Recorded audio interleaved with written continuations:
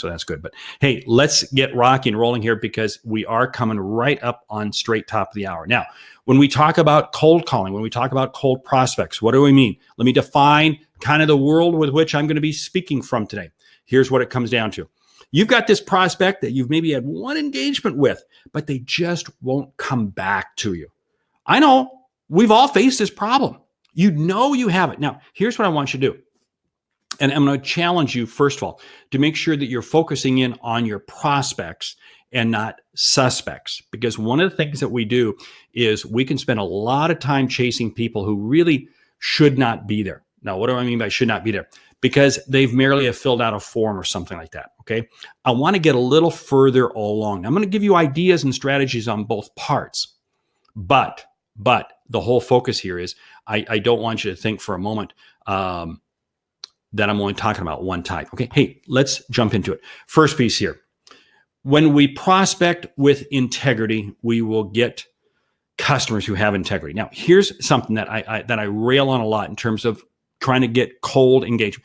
Don't do cheesy, lousy, bad stuff. Now, this is here's what I've seen. A few months ago, there was a person who came out with a book that said, oh, you should really send some humor-filled email back to them as kind of a desperate play. Like, did your dog eat your email and all that sort of stuff? And I don't think that's integrity. I really don't think that's integrity. Because you know what? Chances are you won't use that in a line. So why do you think you should be able to use that in a prospecting line?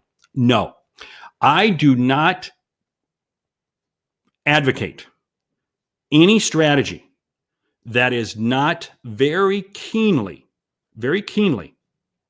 integrity filled. Because here's the whole thing.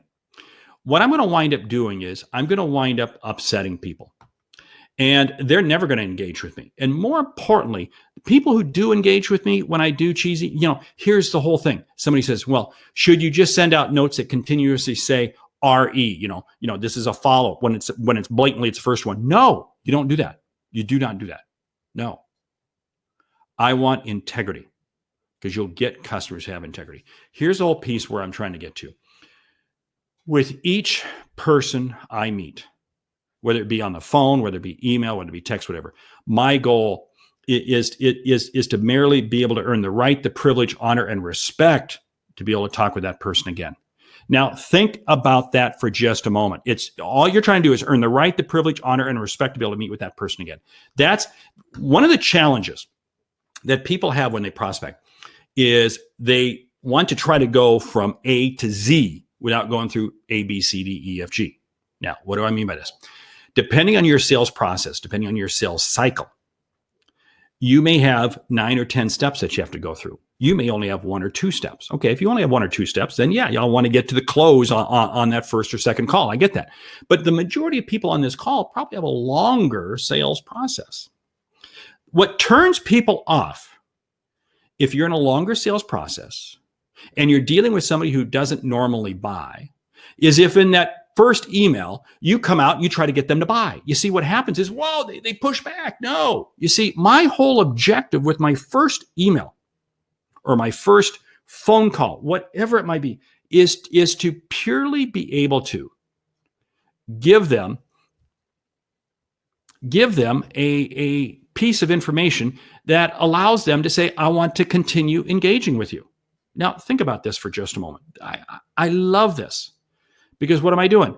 I'm earning the right, the privilege, honor, and respect to carry forward. Now, here's one of the challenges we get with this. We can wind up with this pipeline on the left, which is basically a sewer line. What you wind up with is you wind up with too many prospects in there. Now, what I want to do is I want to have this pipeline on the left, okay, which is more like a water tap. I want to be able to pull people through very quickly. How do I do this? Well, what I do is I've got to separate my funnels, okay? Now, most people are let's have a wide funnel. Wide funnel is good in marketing, but it's not good in sales. Now, here's what I mean by this. Let me take a step back here. I may have a lot of leads, but they're not necessarily going to be people I'm going to be following up on. See, people take leads and they assume they're prospects. No, I'm going to take leads and I'm going to keep them in my marketing funnel. My wide funnel is my marketing funnel. That may be routine email that I send out on a weekly basis or a couple times a month from MailChimp or Constant Contact or something like that. But it's not going to be something that I'm going to I'm going to exert my individual cycles on. Now, the reason I'm not going to is because I got to save my time and my effort for my best people. You see, what I want to have is I want to have a narrow funnel. Okay, now here's where it starts getting good. What I want you to do with your initial email, with your initial contact, and I'm going to kind of use email as maybe the benchmark, but please don't assume for a moment that emailing is the right way to prospect, because I really want to lead with the telephone first. Okay, so we'll go ahead and change it up. We'll say it's email and telephone. Here's what I want to do. I want to give you just enough information to want to engage with me further. And I'm going to do that by sharing a piece of information of value to you. It's got to be of information to you. It's not about me. I just received an email a prospecting email. I'm sorry, not yesterday. It was on Monday. Prospecting email from a gentleman who said, hey, I just spoke in this city. I just spoke in this city. And I'm going to be in your city. Why don't you introduce me to some people so I can... What's the value for me? There's no value for me. It's all about him. The reason prospects disengage is because they say, wait a minute, it's all about him or her, the salesperson. It's not about me. I have to make it about you. See, this is why I want a narrow funnel, because my premise is that I'm going to probably have to do a little bit of research. And it doesn't have to be much. It can only be as little as 30 seconds of research. But I want to make sure that I'm delivering you some pointed information in my phone call or my email that shows you that I'm engaged with you. Now, here's where I'm going with this. We'll say that I send you out information. We'll say that I'm in the staffing industry, okay? And I use this example and I say, hey, we have some information regarding labor trends in the fourth quarter. And you don't respond. Fine. But I know you're a good prospect. How do I get you to engage? I'm going to send you another communication. Different. It's not going to be, if I sent you email first time, it's going to be phone call second time. And I'm going to get more specific about the information of the fourth quarter labor. You see, what I'm doing is I'm purely talking about something of interest to you. Now, what I'm doing is I'm putting you into my narrow funnel and I'm communicating with you very tight, but it's all about you. It's not about me. My objective is I merely want them to respond. Okay. Now you say, Mark, they haven't responded. How long I can keep going with this as long as I'm delivering something of critical value to them. So many salespeople, what they do is they haven't responded to these two messages, so let me start selling them. That's not going to happen. If they didn't respond to you in your first couple messages, they're not going to respond to you in the third or fourth. You see, the whole deal with the narrow funnel is I've got to make sure that I've got the right type of customer. You see, that's where I'm going to spend my cycle. I have a picture here of Walmart and Nordstrom. Okay, two retailers that really both very successful, opposite ends of the spectrum. But you see, if I'm going to use a strategy for Walmart, it's not going to work for Nordstrom. And if I'm going to use a strategy for Nordstrom, it's not going to work for Walmart. You see, what I have to do is I have to separate these and use different strategies. Whoa, now wait a minute, Mark, you're starting to confuse me. I hear that's what you're saying. That's okay. Let me share with you a piece that's going to help set this apart. Right here. You see this? Great questions. Great questions. What I want to do is I want to send you, use this example again. I sent you the email and it said, hey, have some updated information regarding fourth quarter labor trends. You didn't respond. I send you a second email and it might be more specific in information. And then what I'm going to do is I'm going to sit there on the third one and ask you a very specific question. The question is going to be, how will you be responding in the fourth quarter to tighter labor? How will you be? You see, now what I'm doing is I'm starting to get very, very specific. What I want to do is my whole goal after the first two communications, I'm going to start getting very specific about your challenges regarding to the piece of information I shared with you. Now, what am I doing? I'm trying to have you have a conversation with me. Now, What happens if they respond back and say, well, great, but hey, what's your price? No, it's not about price. What I will talk about are dates and time. You see, one of the challenges we have is that people will sit there and say, well, gee, um, what's your price? Then I'll see if I really want to do business with you.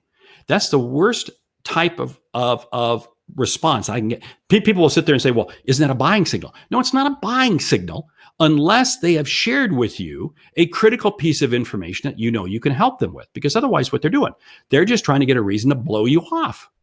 They're just trying to make you feel good so that they can blow you off. I'm not going to talk price. I will talk dates and rates. Now, here's why I like dates and time. Here's why I like dates and time. Dates and time translate to money. Now, think about this. In any business, whether it be B2B or B2C, time equals money. See, so I'm going to respond back by saying, how big of an issue is this going to be for you in the fourth quarter? You see, what I'm now trying to do is I'm asking about the fourth quarter specifically, and I'm ask questions regarding dates and time. When specifically do you feel that you'll be in this crunch? When specifically you might be in the software business, okay? And it might be, so how many new people are coming on, and when will they need to be onboarded? I'm starting to get very, very specific. My whole objective is I've got to engage you with questions. Now, you notice I'm not really engaging you with questions about my product yet. I'm engaging you with questions about your problem. Yeah. One of the other common things is that they'll say, well, yeah, why don't you call me when you're ready to talk? I hear this from salespeople all the time. You know, they want to be nice and they want to say, why don't you call? No, you never say that. You never say that. That is just a perfect opportunity for the customer to sit there and say, I'm never going to call you. Because the customer will say, you know what, I'm really tied up. Why don't you call me in a couple months? I hate to say this, but I've used that with salespeople. Bad. Sales response. What's the sales response? Let's look at the schedule. Let's schedule a time right now. Let's look at the schedule right now. Let's get a time set up. Boom. You say, Mark, well, what happens if you set a time to talk and then they just blow you off?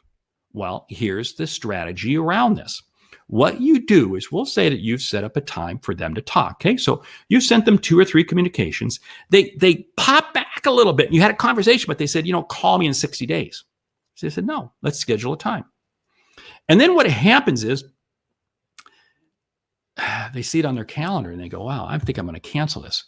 Never confirm an appointment like that by way of email, because it's too easy for them to, you know what, I'm tied up. Call me again in a few months. What you do is you confirm the appointment by way of voicemail. Mark, I don't have their voicemail. I don't have their phone number. Come on, we're past that, okay? There's plenty of ways to get phone numbers for people. If you don't, hey, I've got a strategy for you. I'll help you out with that, and I'll share that at the end, because there's no reason you can't get a phone number for anybody. Here's what you're doing. You want to confirm that appointment. We'll say that we talked a month ago, okay? And yeah, kind of interested. Call me in a month. And you said, no, let's schedule a time. And you didn't say no, but let's go ahead and grab the schedule right now so that we don't miss it. So you write down September 1st, 11 a.m. That's tomorrow, okay? September 1st, 11 a.m. Great. Now what happens is, I'm gonna blow. The day before, what I'm going to do is I'm going to send you a voicemail. Now, the reason I like voicemail is because it's very hard to cancel by way of voicemail. Now, think about this for a moment. I've set this meeting up. It might be just a phone call, but I'm calling you, or it might be a Zoom call. It might be whatever.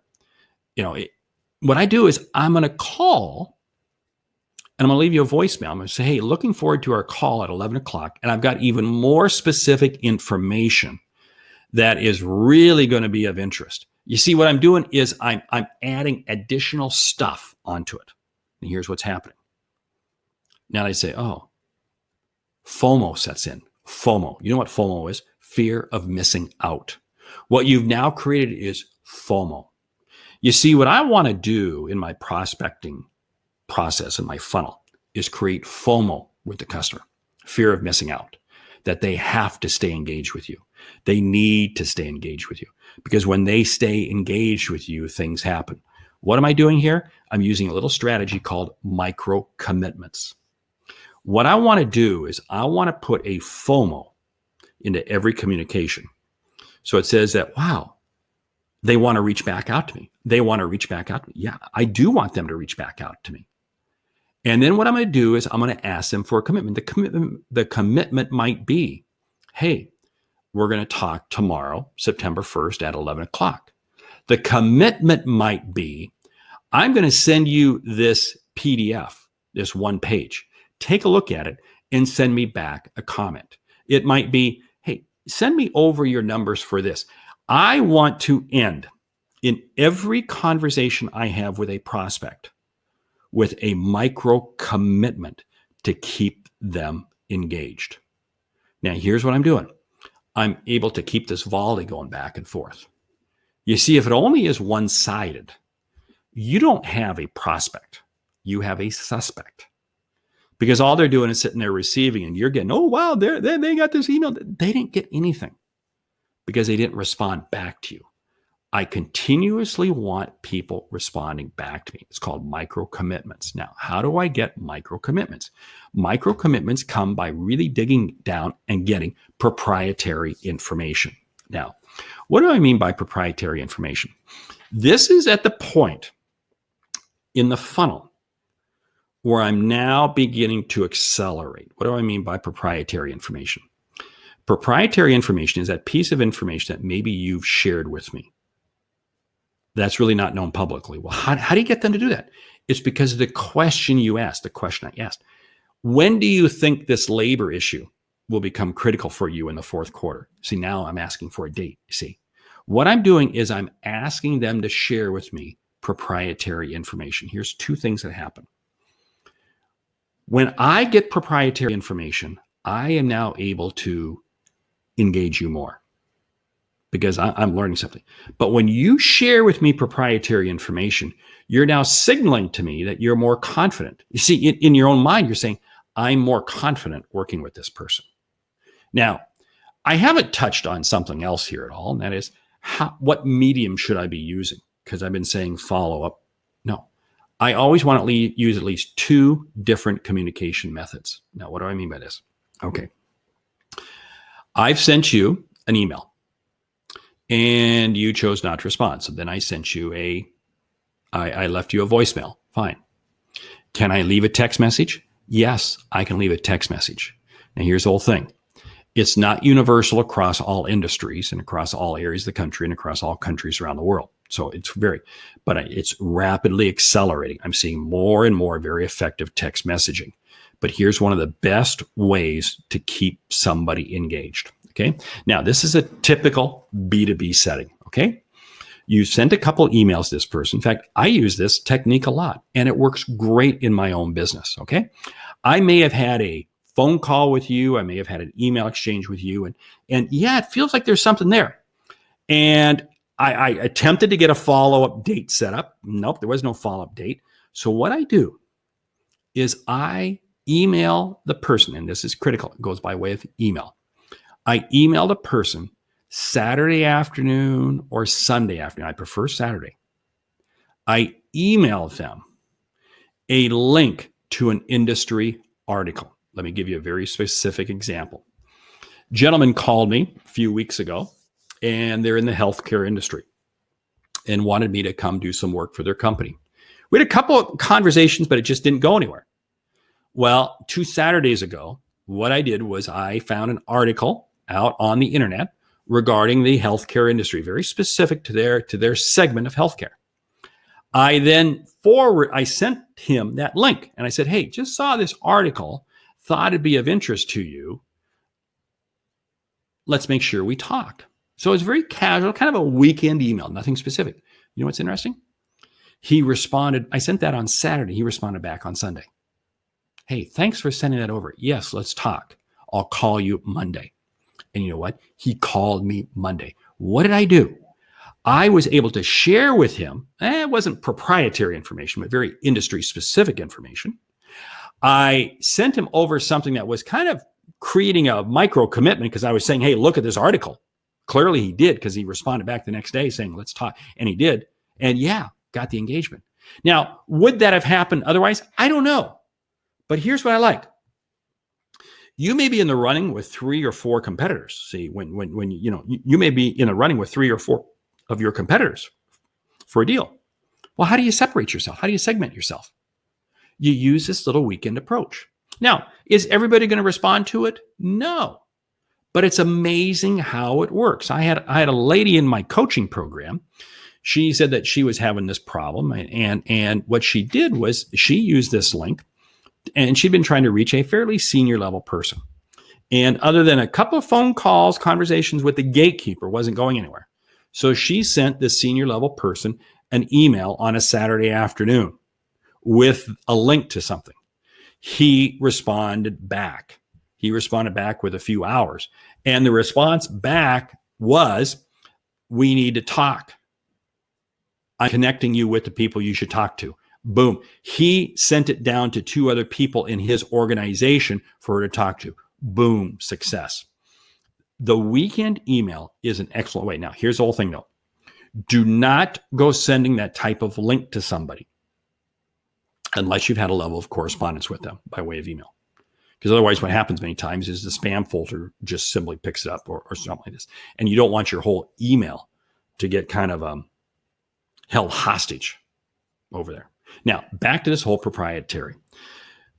What I love about this, what I want to do is I want to take one piece of proprietary information that they share with me, and I'm going to use that to lead off every single communication. Their words, their statements, their questions. Now, what do I mean by this? Okay.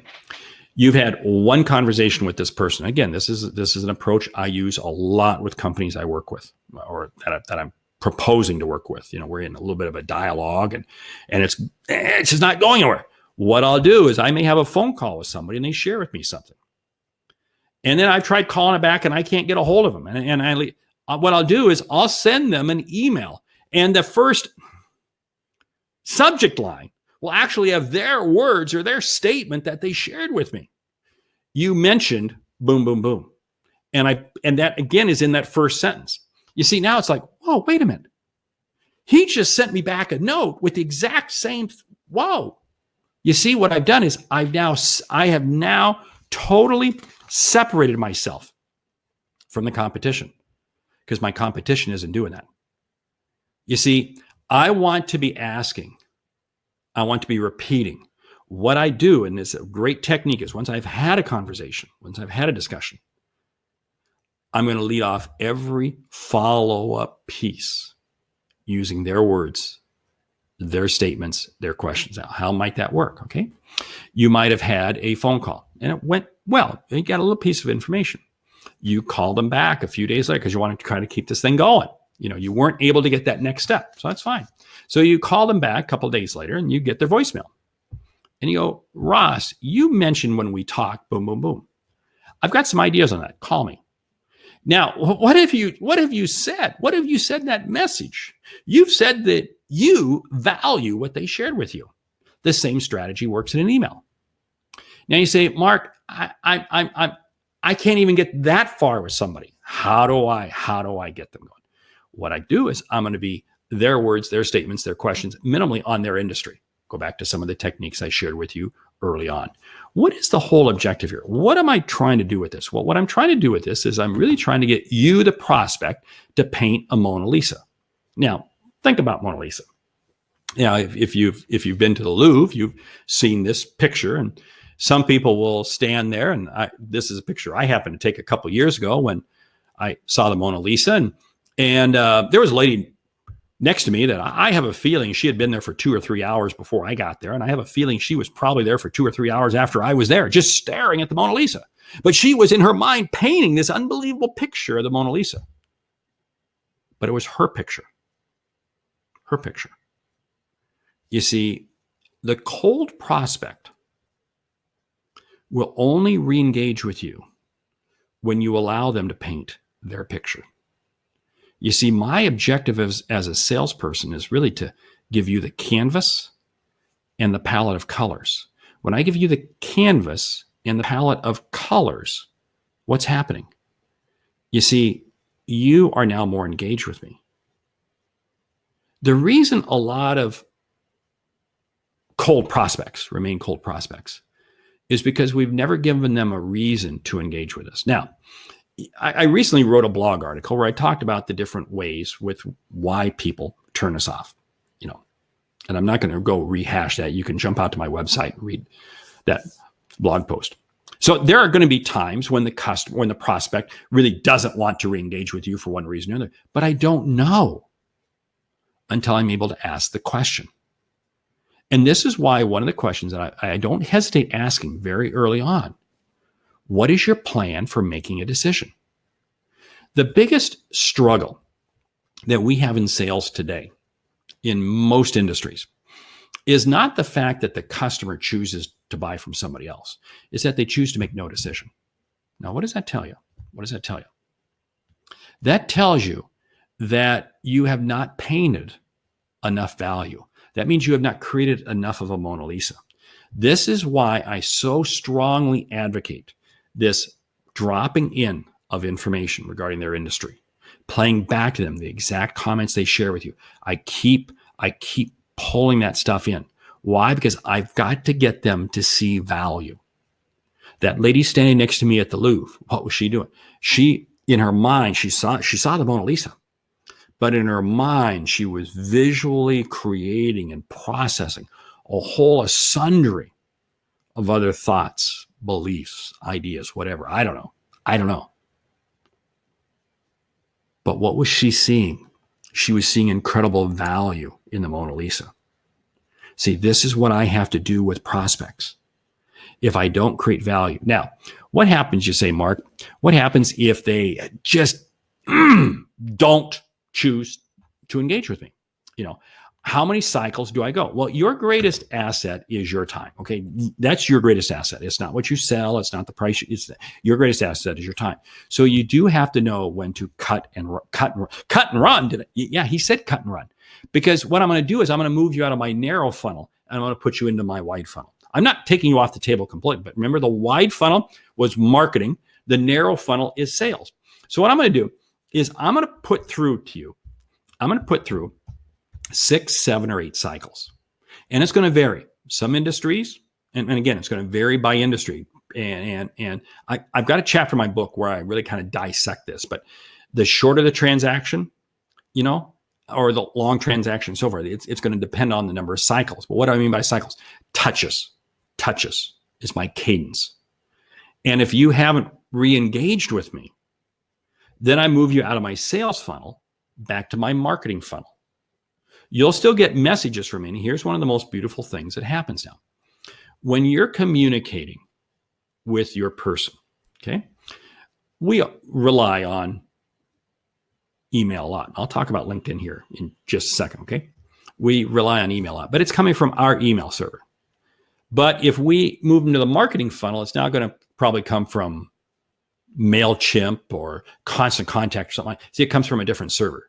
You see, what I'm trying to do is I'm trying to avoid my personal email from becoming spamized with you. Now, let's flip this around. Can I use LinkedIn? Yes, I can use LinkedIn. Don't hesitate in the least bit. And again, this is a strategy I use all the time. You have a prospect that you've had one element of communication with. You immediately go out and find them on LinkedIn. Now, not everybody's on LinkedIn, but if they are on LinkedIn, you send them an invite. Now, don't make this a sales invite. You personalize the invite and you make it, hey, great, because really interesting, all the things happening in the industry. You do some sort of a reference point of the industry that they're in and what happens. You're trying to get them to connect with you. Now, all this does is it gives you one more vehicle. Now, don't sit there and send them a message all of a sudden. And we've all gotten these. And this reason people don't like connecting with people. You send them this direct message that, hey, well, great, look at this. No, it's not about selling. What you will do and what you can do is send them a message. But here's how you do that. This is one of the best ways that I've found to re-engage a cold prospect who you do see who is on LinkedIn.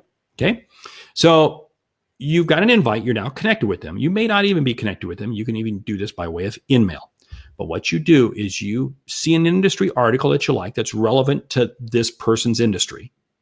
You post it on LinkedIn. Okay. You just post it on LinkedIn and you make a comment about it. Okay.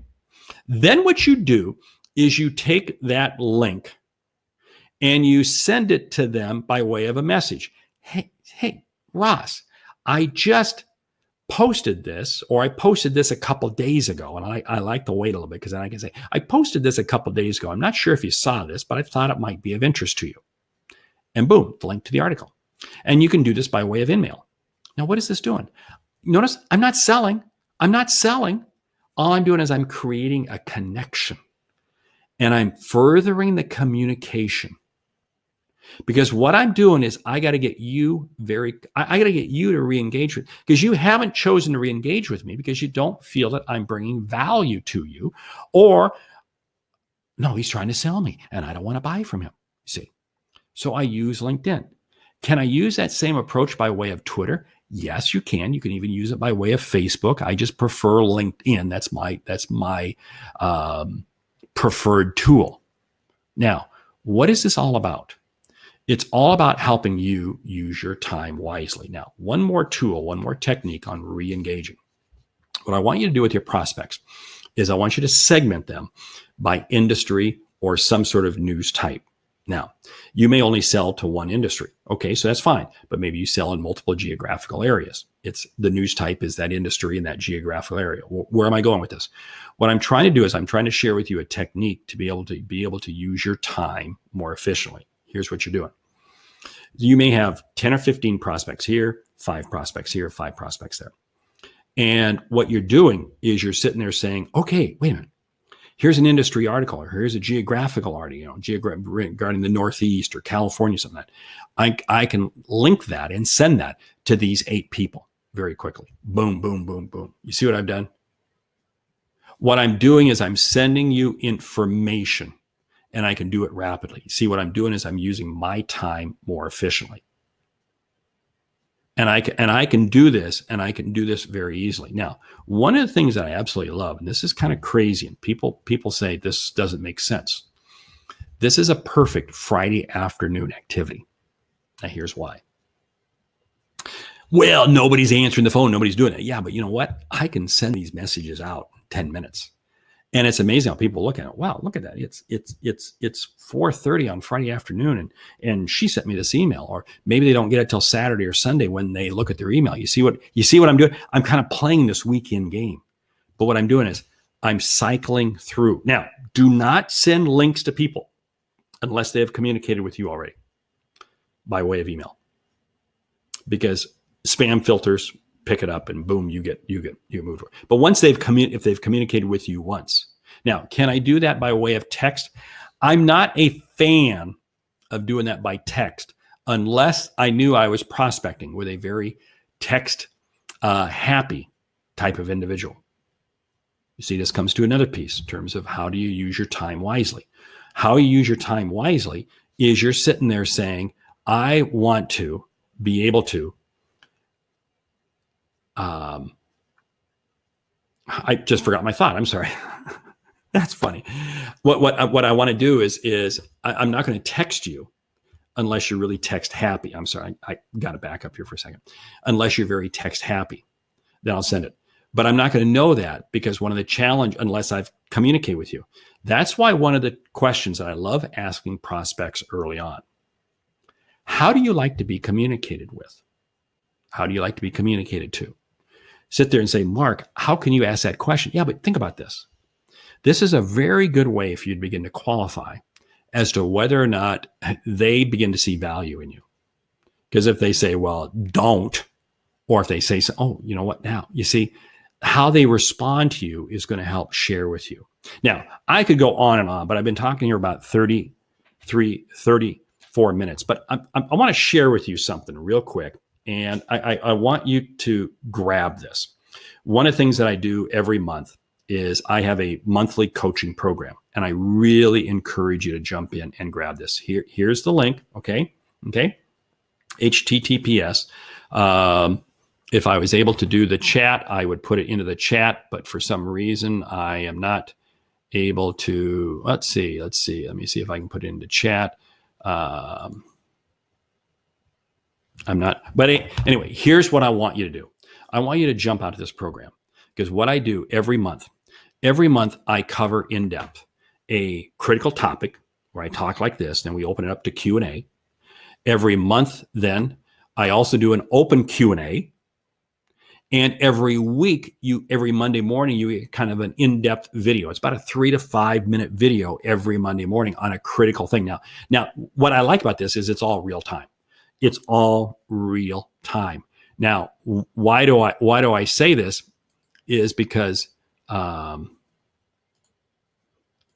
trying to send a message here. If you want to do a copy and paste on that link, there it is. There's the link for you. Okay. Anyway, it's real time. Everything I do is real time. Plus, you get access to the 24/7 chat forum.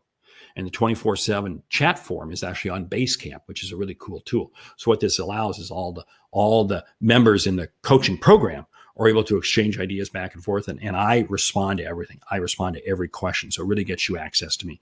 So what I do is I do this every week. You get a weekly video from me on Monday morning. And it's 3 to 5 minutes. It's no edits, no cuts. It's just me, and it's current real time. And then B, we have a Q&A session, which runs about 75 minutes every month. We do it by way of Zoom. So you get to answer questions and hear questions. You can't make it, you get the replay. Every month, we do an in-depth call where I talk like this on a very specific subject. And we do Q&A, again, another 75 minutes or so. And again, can't make it, you get the replay. And there's the 24/7 piece where all kinds of information and ideas. I really encourage you to jump out and grab this. I've got a lot of people who are in there. You can jump out onto that website right now. Check that link there and grab that. But what is it all about? It's really about helping. Oh, there it is. Somebody said, I started the coaching program I got to put my glasses on to read the chat. I'm sorry. And I highly recommend it. Very, very beneficial. Thank you. Oh, Basecamp is up. Yes. And there's somebody else. Yes, Basecamp. I've got a number of coaching members who are on this call, and Basecamp is up. We just haven't sent out the link to it yet. We just had one more little piece. I'm adding some goodies. I'm adding some goodies to it. And I wanted to get some goodies into it to make it where you really want to jump out there for it. So anyway, hey, jump out there, grab it. Is this a sales pitch? Yeah, I'm ending this with a sales pitch. Okay. But I don't think it's sales pitch because I want to help you. I want to help you. I don't feel it's sales pitch because my whole goal is really to help you really become the best you can be. And I firmly believe, and this is a thing that I firmly believe about sales. If you believe that you can help others see and achieve what they didn't think was possible, you owe it to them to get in touch with them. You owe it to them to get in touch with them. Because if you don't get in touch with them, you're doing them a disservice. Because think about this. If you can help somebody, if a car is broken down on the side of the road and you can help them and you don't stop to help them, then wait a minute, you've just done a disservice to yourself. You've done a disservice to them. That's the way I feel about sales. You see, now stop and think about this. I'm going to riff here for just a moment. You say, Mark, but what I sell. No, hold it. It's not what you sell. It's not even how you sell. It's why you sell. Why do you sell? To help other people. That's what you do, to help other people. That's the whole objective, is to help other people. You see, what I want to do is I want to help out. I want to create outcomes. Whatever it is that you sell. And you see, if you're passionate about your product, I'm sorry. I want you to be passionate about people. When you're passionate about people, it changes the whole premise regarding sales. Changes the whole premise. I love prospecting.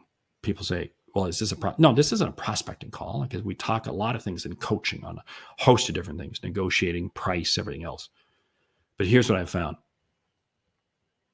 If I firmly believe in what I can do to help you, my conversation with you is really all about just earning the right, the privilege, honor, and respect to be able to talk with you again. That's what I love. That's what I love doing.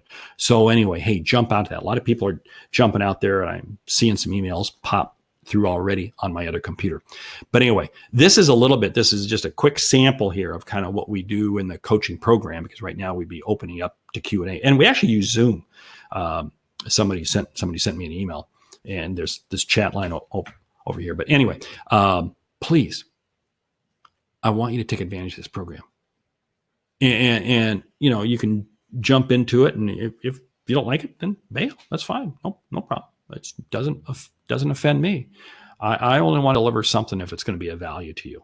It's going to help you. But I know I firmly believe. So anyway, hey, I want to say thank you very much. And again, I shot some ideas out of my book, High Profit Prospecting. You know the website, because that's how you probably got here, www.thesaleshunter.com. And believe me, even if you don't do this coaching program, there's plenty of stuff you can grab out there on the website. But I really like this because of the access, because of the Q&A, because of the discussion and all the dialogue that we always have in these calls. So anyway, my name is Mark Hunter. I'm going to leave this up here for just a moment. You've got it in the chat line there. And please take advantage of the program. Okay.